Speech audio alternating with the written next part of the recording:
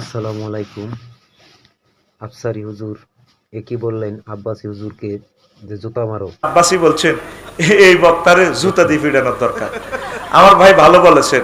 আমার শ্রদ্ধেয় বড় ভাই আমাকে জুতা দিয়ে পিটানোর কথা বলছে। আমার ভাইকে আই লাভ ইউ, ঠিক কিনা?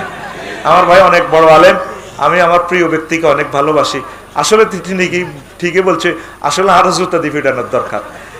তবে ওনার দোষ নেই, ওনাকে বিভিন্ন মানুষের কান কথা বলে, পুরাটা ওয়াজ শোনে নাই। আমি বলছি উনি যদি ইসলামের পথে আসে, আল্লাহ উনি যদি মোরতাদ থেকে ফিরে আসে, তওবা করে, প্রয়োজন আমি ওনার লাইফ পার্টনার হয়ে যাব। ঠিক আছে নি?